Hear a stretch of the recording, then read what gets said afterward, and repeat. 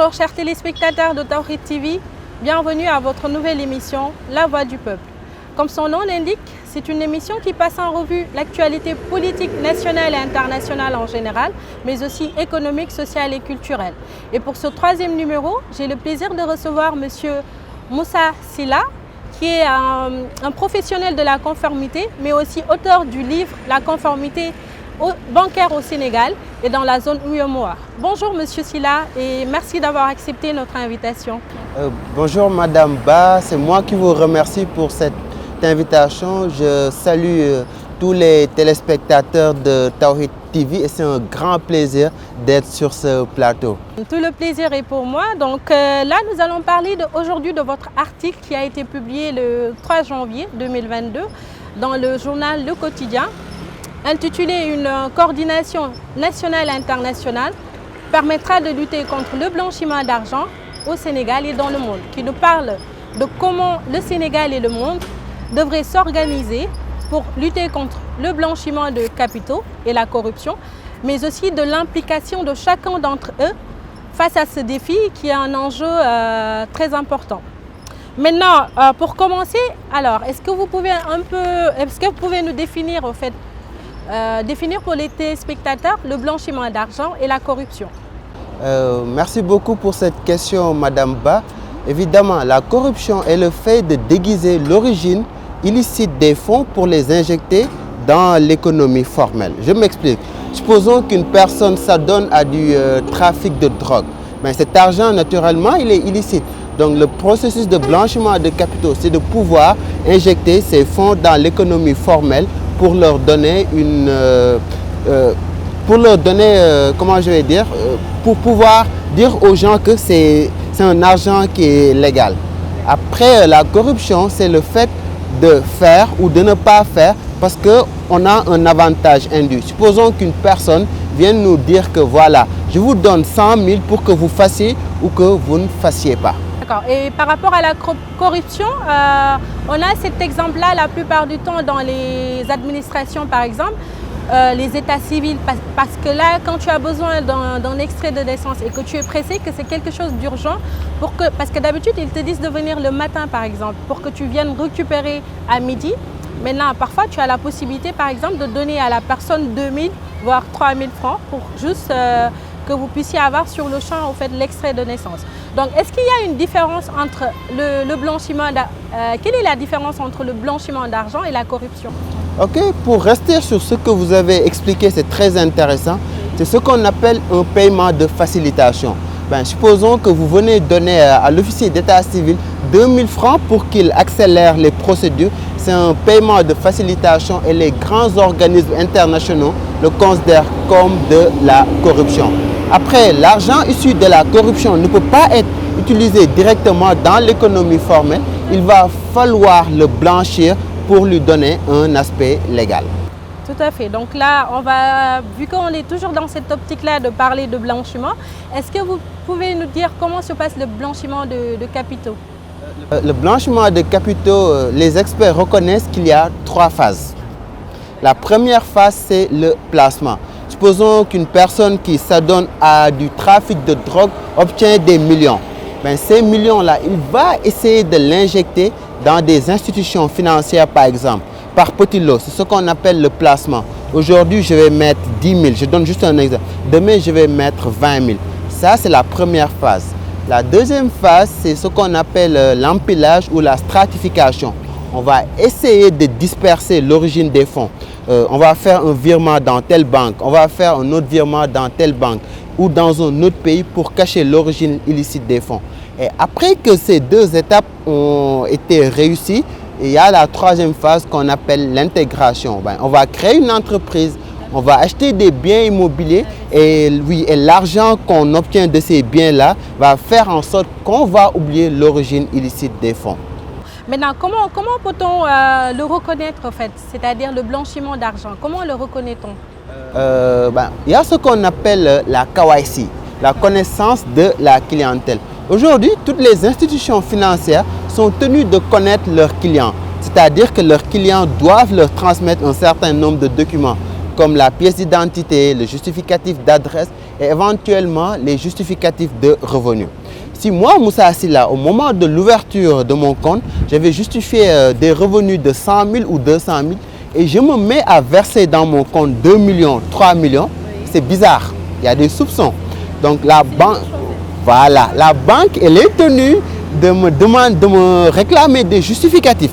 Et si moi, je ne parviens pas à donner ces justificatifs-là, la banque, elle doit faire ce qu'on appelle une déclaration de soupçon auprès de la CENTIF, qui est l'organisme national chargé de lutter contre le blanchiment de capitaux et le financement du terrorisme. D'accord, donc là je pense que c'est clair pour les téléspectateurs par rapport à ces questions-là, ces notions, ces deux concepts de blanchiment de capitaux et de corruption. Maintenant, par rapport à, pour revenir toujours à votre chronique, vous aviez parlé de Delaware. Ouais, le Delaware. C'est le premier État qui a pu ratifier la Constitution des États-Unis en décembre 1987, 1789 plutôt, si je ne me trompe pas. Est-ce qu'on peut dire que cet État peut être un exemple en fait, de lutte contre le blanchiment et la corruption? Actuellement, le Delaware est considéré comme un paradis fiscal.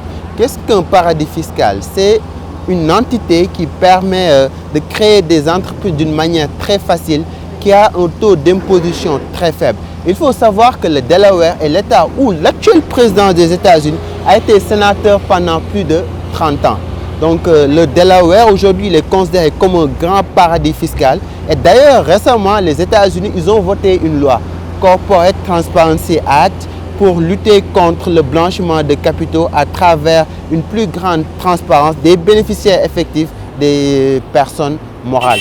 Donc là, on peut dire que ça peut très bien, bel et bien être un exemple pour lutter contre le blanchiment et la corruption. Avec une impulsion étatique très forte. Parfait alors. Donc là, on va juste passer sur les causes. Qu'est-ce qui est à l'origine très souvent du blanchiment d'argent et de la corruption? Ça peut s'expliquer par la pauvreté. Ça peut s'expliquer aussi par un manque de volonté d'un État de lutter contre ces deux fléaux. Il y a ce que les anglo-saxons appellent le ton at the top, le ton donné par le sommet. Si aujourd'hui l'État décide de lutter très fermement contre la corruption et le blanchiment de capitaux, qu'il montre l'exemple, qu'il vote des lois qui sont appliquées à tous les niveaux d'une manière impartiale, d'une manière rigoureuse, on va voir que le blanchiment de capitaux et la corruption auront beaucoup moins d'impact dans une entité, dans un pays. D'accord. Donc là, vu qu'on vient juste de parler des causes, on va parler des conséquences, c'est-à-dire quelles en sont les principales répercussions en fait. Le blanchiment de capitaux et la corruption augmentent le coût des infrastructures publiques. Je m'explique. Aujourd'hui, un bâtiment qu'on doit construire, s'il y a un versement de pots de vin, ça veut dire que le coût de la construction va augmenter naturellement. C'est la même chose pour les ponts, pour les routes. Et après aussi, cela entrave la confiance des populations envers l'État. Un État qui est fortement soupçonné de corruption, de blanchiment de capitaux, à la longue, les citoyens ne seront plus civiques. Ils vont refuser de payer les impôts en se disant que ces impôts-là iront dans la poche des personnes qui sont à la tête de l'État. Et après aussi, il y a le fait que les investisseurs ne seront plus enclins à investir dans un pays parce qu'ils vont se dire qu'il va falloir payer des pots de vin. La justice n'est pas impartiale. Et ce sont des choses qui font que les gens ne veulent pas investir dans un pays. D'accord. Donc là, on a parlé des causes et des conséquences. Maintenant, par rapport à ces deux concepts-là, est-ce qu'on pourrait parler, est-ce qu'il est possible de lutter contre le blanchiment d'argent sans pour autant commencer en aval avec la corruption, en fait, par la corruption? Moi, je dirais que ces deux luttes doivent aller de pair. Parce qu'aujourd'hui, un État qui est corrompu, ça veut dire un État où il y aura beaucoup de blanchiment de capitaux. Comme je l'expliquais tout à l'heure, l'argent issu de la corruption doit être blanchi afin de pouvoir être utilisé dans l'économie formelle. Donc il faut vraiment associer les deux, lutter contre la corruption et lutter contre le blanchiment de capitaux. Et je vais donner juste un exemple. Tu vois, dans l'index de transparence, les pays qui sont les mieux notés pour leur lutte anticorruption sont aussi les pays qui ont un dispositif lutte anti-blanchiment de capitaux les plus forts, les plus efficaces, les plus performants.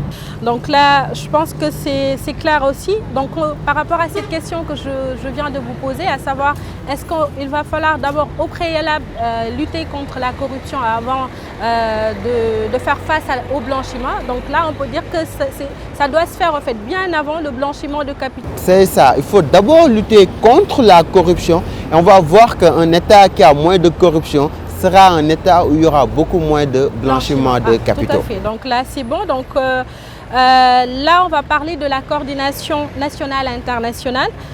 Comment cette coordination-là devrait se faire en fait pour permettre de lutter contre ces deux menaces? Ok, je vais d'abord commencer par la coordination à l'échelle étatique. En 2018, le Sénégal a voté la loi 2018-03 relative à la lutte contre le blanchiment de capitaux et le financement du terrorisme. En ses articles 5 et 6, la loi impose à ce qu'on appelle des assujettis de mettre en place un dispositif de lutte contre le blanchiment de capitaux et le financement du terrorisme. Après, aujourd'hui, si les banques font partie des assujettis, les notaires font partie des assujettis, les avocats font partie des assujettis, la BCEAO fait partie des assujettis. Si aujourd'hui, les banques luttent contre le blanchiment de capitaux et les notaires ne le font pas, il y aura des failles. Et évidemment, cette lutte ne sera pas efficace. Il va falloir que l'ensemble des assujettis puissent appliquer les diligences relatives à la loi pour que la lutte contre le blanchiment de capitaux puisse être très efficace dans un pays. Et à l'échelle internationale, en 1989, on a mis en place le GAFI, Groupe d'action financière internationale, qui est chargé de lutter contre le blanchiment de capitaux à l'échelle internationale. Et le GAFI émet ce qu'on appelle des recommandations qui sont au nombre de 40. Ces recommandations sont à la base de la plupart des législations anti-blanchiment de capitaux. Si aujourd'hui un pays du GAFI a un excellent dispositif, l'applique, tandis qu'un autre n'a pas un dispositif ou s'il ne l'applique pas, évidemment les criminels vont passer par ce deuxième pays pour blanchir leurs capitaux. Et donc finalement, à l'échelle internationale, cette lutte sera très inefficace, ne sera pas performante. D'accord. Donc là, vous avez parlé tout à l'heure de la loi de 2018, mars 2018. Qu'en est-il au fait de cette loi? Et est-ce que tous les assujettis respectent cette loi? Sinon, quel est son impact? Je ne saurais dire si toutes les assujettis respectent la loi parce que moi je suis dans une institution financière et je sais que les institutions financières respectent les dispositions de la loi. Mais après, il va falloir que toutes les assujettis respectent. Je prends l'exemple des notaires. Parce que dans la troisième phase du blanchiment de capitaux appelée intégration, la personne voudra acheter par exemple des biens immobiliers et les transactions immobilières passent par les notaires. Si les notaires jouent leur rôle, on va voir que le blanchiment de capitaux sera beaucoup plus efficace. C'est pour cela qu'il est important, il est obligatoire, il est nécessaire que l'ensemble des assujettis puissent jouer leur rôle et respectent les dispositions de la loi 2018-03. Tout à fait, vous avez parfaitement raison. Donc là, tout à l'heure, je voulais juste revenir par rapport au processus de blanchiment. Je pense que vous avez énuméré les 3 étapes et vous les avez expliquées un peu, à savoir le placement, l'empilage et l'intégration. Maintenant, là, on va passer à autre chose, c'est-à-dire qu'est-ce qui pourrait ralentir ou stopper le blanchiment de capitaux? Ouais, le blanchiment de capitaux pourrait être ralenti d'abord par une forte impulsion de l'État. C'est ce que j'expliquais tout à l'heure avec le turn at the top. Ça commence par ça. L'exemple de langue, ça commence par ça. Après aussi, il va falloir que toutes les assujettis respectent les dispositions de la loi. Et il y a une loi qui me plaît beaucoup. Ça a été voté en Angleterre, The Unexplained Wealth Order. Supposons qu'une personne du jour au lendemain se retrouve avec 200 millions. On ne sait pas où il a trouvé ces 200 millions.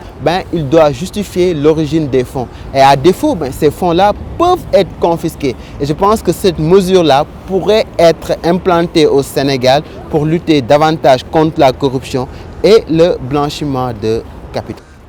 Voilà, donc par rapport à tout cela, est-ce que vous pouvez nous dire quel serait le rôle de l'État pour faire face à ces deux menaces, pour éradiquer ces deux menaces? montrer l'exemple.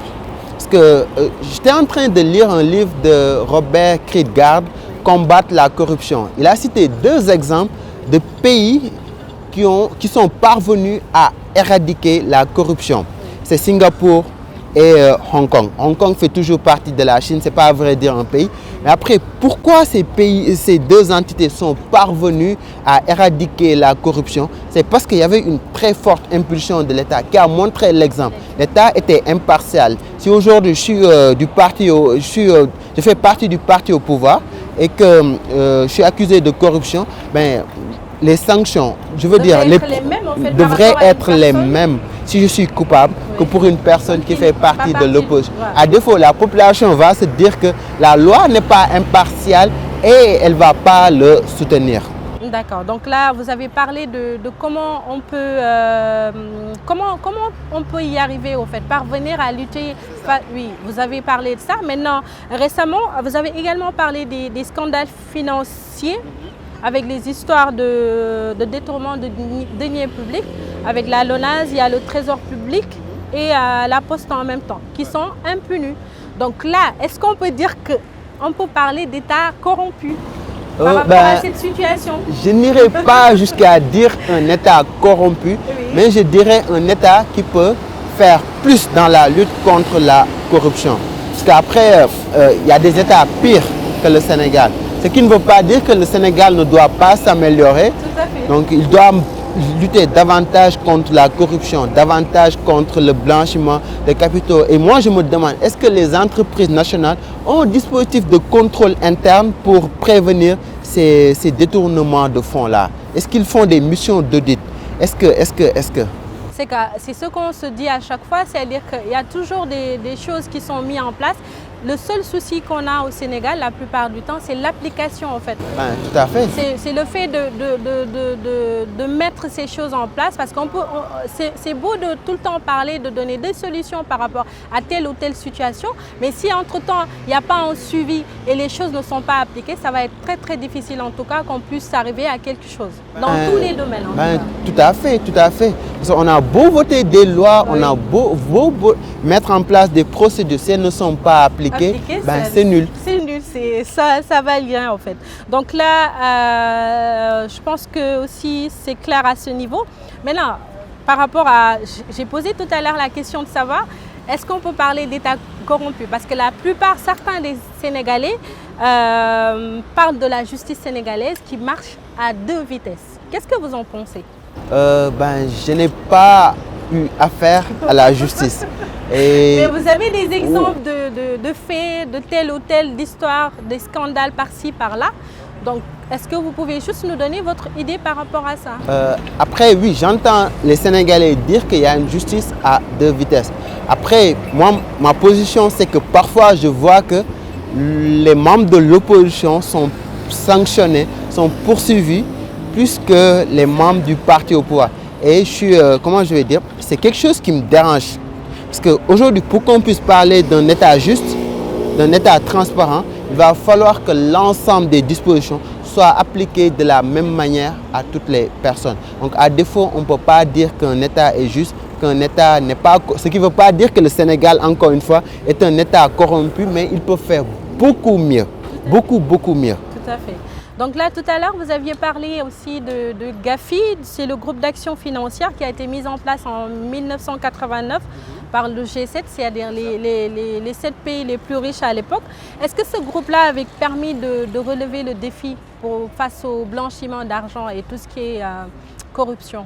Oui, en fait, le GAFI, il a fait un travail très important par rapport à la lutte contre le blanchiment des capitaux et la corruption. Parce que j'expliquais tout à l'heure que la plupart des législations anti-blanchiment de capitaux et financement du terrorisme sont issues des recommandations du GAFI. Et quelque part, même dans le préambule de la loi 2018-03 relative à la lutte contre le blanchiment de capitaux du Sénégal, on dit que cette loi elle est basée sur les recommandations révisées du GAFI. Après, il y a encore des choses à faire, il y a des choses à améliorer, mais je pense que nous sommes sur la bonne voie pour éradiquer le blanchiment de capitaux. D'autant plus que récemment, les États-Unis ont reconnu que ils doivent s'impliquer davantage, ils doivent faire plus pour lutter contre le blanchiment de capitaux. Et si les États-Unis s'impliquent, c'est le pays le plus puissant au monde, donc on peut avoir l'espoir que les choses vont s'améliorer. Changer, tout à fait. Là, nous allons parler un peu toujours du blanchiment de capitaux. Qu'est-ce qui serait à l'origine d'un déséquilibre, c'est-à-dire qui pourrait freiner ou ralentir, la lutte contre le blanchiment ou la corruption? Qu'est-ce qui serait à l'origine de ce déséquilibre-là?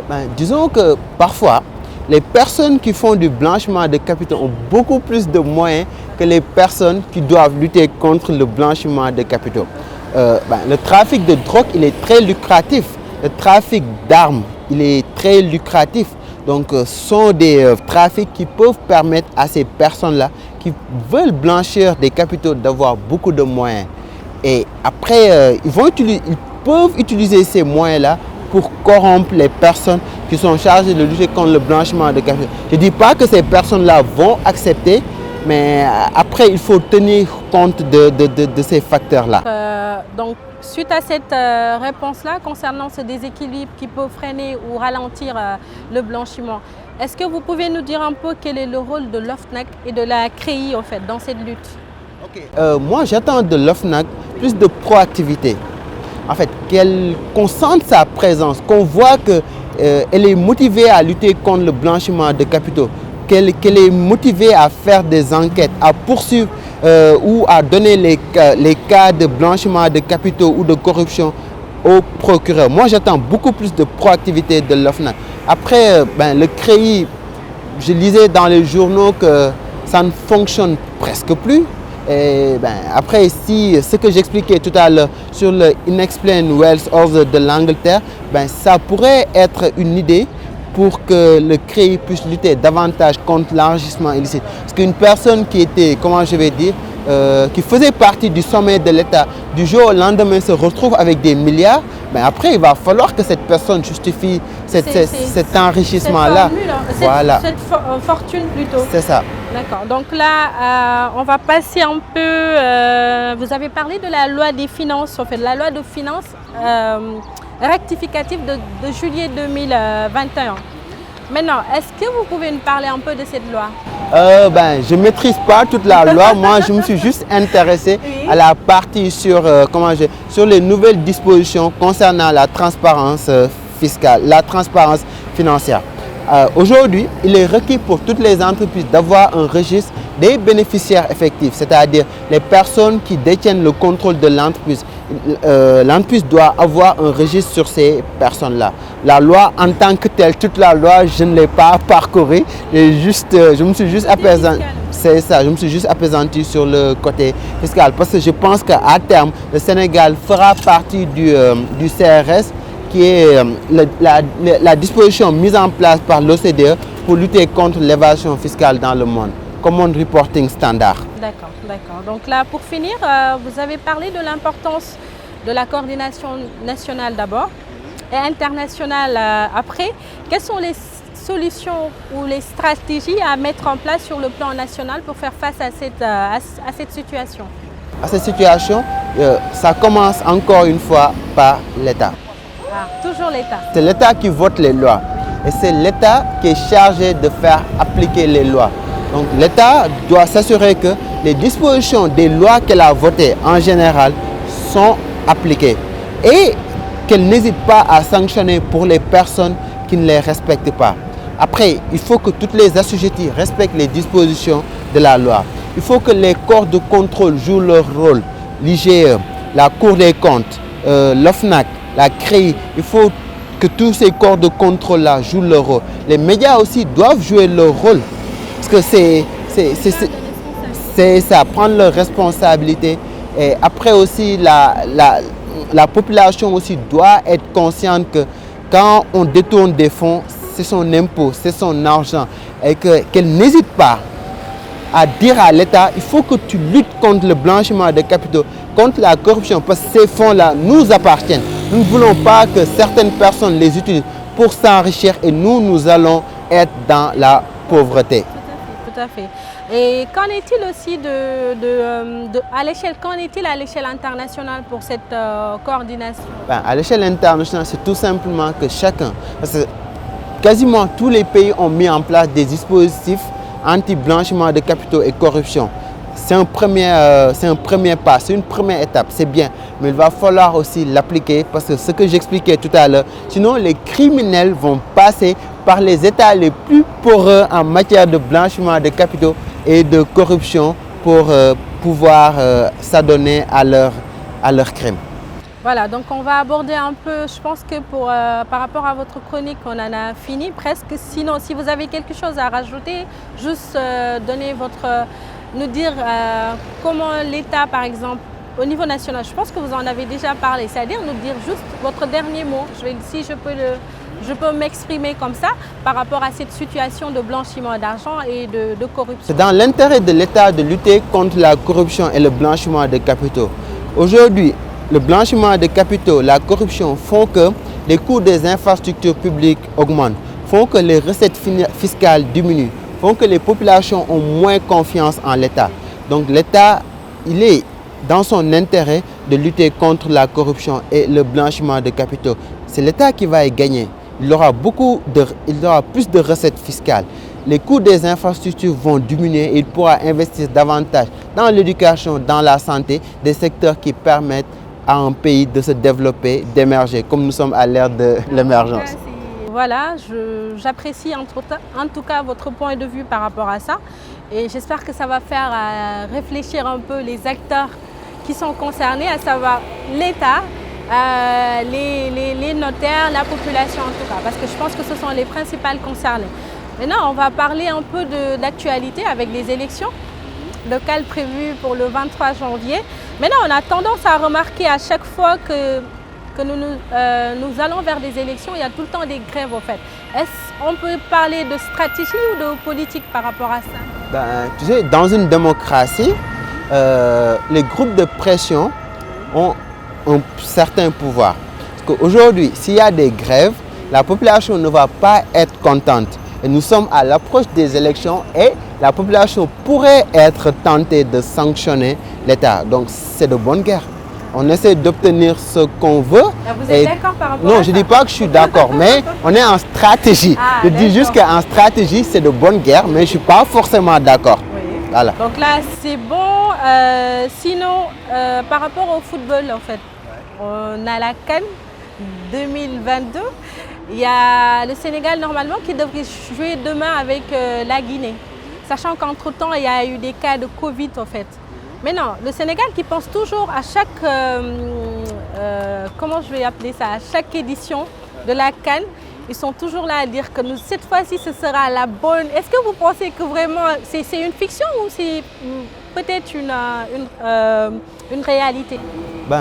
D'abord, c'est déjà une anomalie que le Sénégal n'ait pas gagné la CAN jusqu'à présent. J'ai beaucoup d'amis de plusieurs pays africains. Quand je leur dis qu'on n'a pas encore remporté la CAN, ils sont choqués. Donc, moi, personnellement, je pense que cette année, ce sera la bonne. Peut-être que c'est mon optimisme légendaire qui parle, mais on a l'équipe qu'il faut. Et ils ont vécu, ils ont une expérience, ils jouent dans les meilleurs clubs au monde. Ils ont été mis dans les meilleures conditions. Donc moi, je ne vois pas pourquoi le Sénégal ne va pas remporter cette CAN avec sérieux, avec rigueur, avec détermination et surtout un mental de fer. Tout à fait, un mental très fort parce qu'on se dit qu'à chaque fois, on dit que voilà, il y a Sadio Mané qui est à Liverpool, il y a le gardien de but Mendy qui est à Chelsea, donc c'est une très bonne équipe. Mais moi, je constate tout le temps qu'il y a, comment on appelle, cette arme-là de pouvoir se donner à fond en fait. Il y a toujours ce problème-là au Sénégal. Mais espérons, nous prions que cette fois-ci soit la bonne. Voilà, donc entre-temps, nous allons parler un peu de l'international en fait. Actualité internationale avec le Mali qui a été sanctionné par la CEDEAO. Maintenant, par rapport à ces sanctions-là, on a leurs avoirs qui a été gelé au niveau de la BCEAO, sinon la fermeture des frontières avec les États membres et en même temps tout ce qui est transactions, outre que les produits médicaux ou les denrées de première nécessité. de première nécessité plutôt. Donc dites-moi un peu, quelle est votre réaction? Qu'est-ce que vous pensez de ces sanctions-là qui ont été mises contre le Mali en fait? Qu'est-ce que vous en pensez? Moi j'ai deux lectures. La première lecture, c'est que je suis contre ces sanctions-là parce que c'est la population malienne qui va en pâtir. Et après, ma deuxième lecture, c'est que la transition proposée par la junte, 5 ans, je trouve que c'est beaucoup. 5 ans sans organiser des élections, je trouve que c'est trop. D'autant plus que tu n'as pas la légitimité. Et après, si on regarde, le Mali a été plusieurs fois attaqué, envahi. Où étaient ces militaires-là? Pourquoi n'étaient-ils pas au front pour se battre? Donc c'est ça ma lecture. Je suis contre, mais après la junte, qu'elle organise une transition à des délais très raisonnables et après que le Mali puisse reprendre sa vie démocratique parce que quand même c'était l'un des pays phares de la démocratie en Afrique et qu'il puisse éradiquer la rébellion. Voilà, donc toujours dans cette même affaire, on parle de la Guinée par exemple et de l'Algérie qui se sont opposés. Pourquoi on sent tout le temps, parce que si on fait le constat, il y a la Guinée qui fait partie de la CEDEAO et pourtant eux ils sont pas d'accord par rapport à ces sanctions-là. Maintenant, est-ce qu'on peut dire que c'est parce que la Guinée aussi a été victime de coup d'État que forcément eux ils sont obligés de ne pas être d'accord en fait? Il faut une certaine logique parce que si moi récemment j'ai pris le pouvoir en faisant un coup d'État et qu'on sanctionne un autre pays qui a vécu la même chose, c'est pas très cohérent. Et après moi pour le coup d'État en Guinée, je suis très légaliste, hein. Je n'aime pas les coups d'État, mais après je considère aussi que le 3e mandat de Condé était un coup d'État aussi. Donc Condé n'avait pas à faire un 3e mandat. Donc pour que la CEDEAO puisse être beaucoup plus crédible, il va falloir lutter contre ces tripatouillages des constitutions. Si on a voté une constitution en disant qu'un président ne peut pas faire plus de 2 mandats, il ne peut pas faire plus de 2 mandats. S'il le fait, c'est un coup d'État constitutionnel ou un coup d'État avec des aspects légaux, mais ce n'est pas normal. Normal. Maintenant, on va toujours en parler parce que c'est l'actualité bien sûr qui me touche énormément. On sous-entend parfois que derrière ces sanctions de la CEDEAO, il y a forcément la France qui a quelque chose à voir là-dedans. Est-ce que vous pouvez juste nous donner votre idée par rapport à ça? Tu sais, hier et aujourd'hui, j'ai eu des débats avec mes frères sur ça. La CEDEAO n'est pas l'UEMOA. La CEDEAO, elle est composée de 16 pays, dont des pays anglophones qui sont très anglo-saxons, qui sont très puissants. Le Nigeria. Le Nigeria n'est pas inféodé à la France.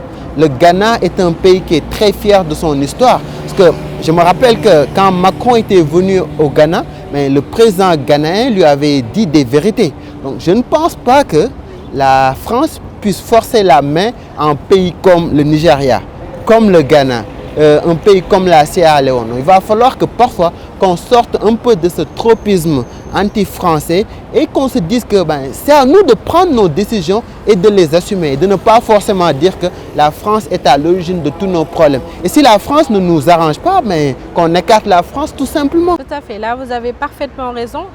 Là, nous sommes pratiquement au terme de votre émission, chers téléspectateurs. Merci de nous avoir suivis. Merci aussi à Monsieur Silla. Ça a été un honneur en tout cas pour moi de vous recevoir sur ce plateau-là et j'espère que ça a été très riche aussi. C'était très bénéfique pour ceux qui vont nous regarder bien sûr. Est-ce que vous pouvez nous donner votre mot de la fin?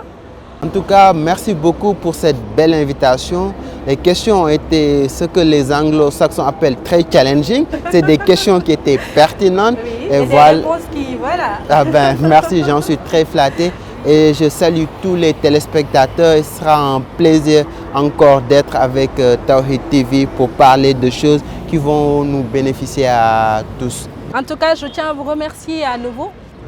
Voilà, donc retrouvez-nous dans un prochain numéro. avec un nouvel invité sur Tawhid TV, la chaîne de l'espoir. Merci, à bientôt.